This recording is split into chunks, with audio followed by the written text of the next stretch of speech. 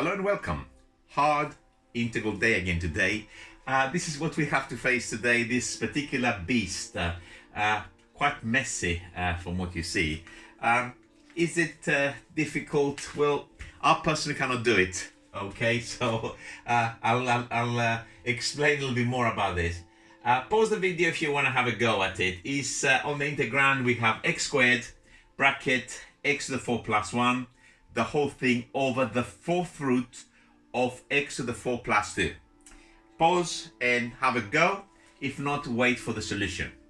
Okay, I said I cannot do it. I didn't really try hard to actually get the answer to this particular one. A couple of techniques that I tried, I didn't get anywhere. Does that mean I cannot do it? Of course I can, and the reason I can is because I made it, so I know what is going on a little bit. But unless you know this is perhaps a little bit difficult to actually see. It's definitely a 5-star, as I put up there. It doesn't require further maths at all. It's actually straight maths pretty much. So how do we deal with something like this? Let's look at this expression and let's try a few things. Of course, the reason I'm trying these things because I know they're going to work, because when I made this integral, by the way, how do you make an integral like that? You just differentiate something which doesn't look pretty and you manipulate it a little bit so it's unrecognizable essentially, and then you try to integrate it. So let's write it first of all in a different way by moving this fourth root to the top. So I did try substitutions before. I've done that. For example, I tried, because you got squares there, u is equal to x squared. I've tried other things with this fourth root. I tried u is the fourth root of all of this, a few bits. Nothing quite worked for me. Maybe you want to give it a go and try and put in the comments below something that does work, other than the one, of course, that I'm showing you. So this is now the denominator, which of course we're going to write it to the power of minus a quarter. That's the fourth root. And this is now the key thing. I'm going to put this line in red.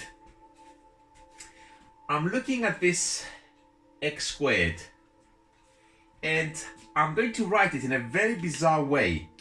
I'm going to write it in the form x cubed times the bracket that's already there, x to the 4 plus 1. But of course I got x squared in there. So the next thing I need to do is to balance it by writing x to the minus 1. Let me just finish it off perhaps, and then you can see it's exactly the same as the line before. X to the 4 plus 2 to the power of minus a quarter. So if you look at the blue bits there, that's x cubed and x to the minus 1. That of course is your x squared. The rest that I put in red in there, it's exactly what was there before. Now, why did I do that? Is I'm trying to put this x to the minus 1 inside the fourth root, if you want.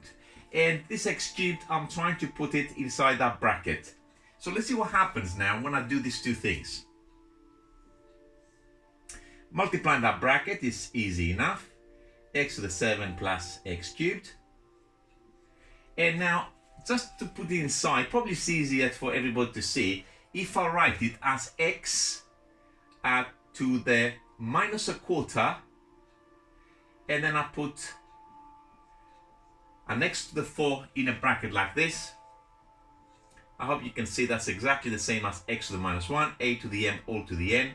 And the reason I chose the same bracket is, of course, because from this line here now, I can take the power of x to the minus a quarter, put another bracket if you prefer it, like this, and put the minus a quarter in there.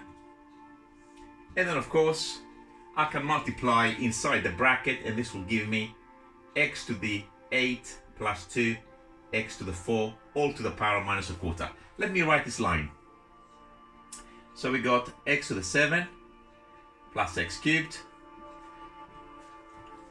And now to the power of minus a quarter, I'm going to have x to the power of 8 plus 2, x to the power of 4. Power minus a quarter. Is that good? let's look at this, the argument of this radical, the bit inside the power of minus a quarter. What does that differentiate to? Just let's check it very quickly. It differentiates to 8 x to the power of 7 plus 8 x cubed. X to the 7 plus x cubed, but of course I'm missing a factor of 8. So it's the same as this really. So of course, what I'm gonna do on the next line, or perhaps I'll do it on the line as it is in there. Of course, if you're doing this, you can put the extra bits yourself. I'm gonna put an 8 in there because I need it. And I'm gonna put a 1/8 at the front. And I forgot the dx there on that line. So let's put the dx so we are nice and good. Now this is a perfect antiderivative. It's a reverse chain rule, something that we should be able to recognize. I mean, if we can do all of this, I don't think we need to use another substitution. U is equal to x to the 8 plus 2x to the 4. We should be able to see that. So that comes now from a higher power of this bracket. So all we need to do is to adjust the constants. So x to the 8 plus 2x to the power of 4, all to the power of 3/4. We're increasing the power by 1. We still got that 1/8 at the front, so we must not forget it.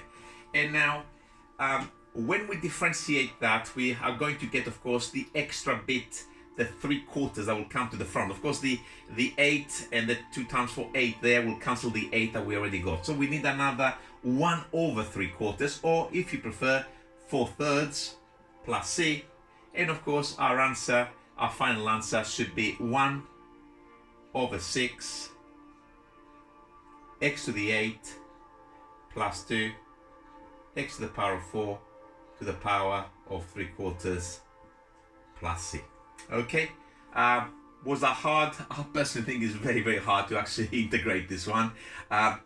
It's only, I know, obviously I've done this question, but differentiating just that. Of course, the 1/6 wasn't there. And then it produced a 6 at the front, which I threw away when I've done the integral. Quite a nice, neat manipulation. Very, very difficult to see how to take it back. See if you can see another method in doing this particular integral. And who's laughing now? We definitely are. We just managed to actually finish him off. See you later. Bye.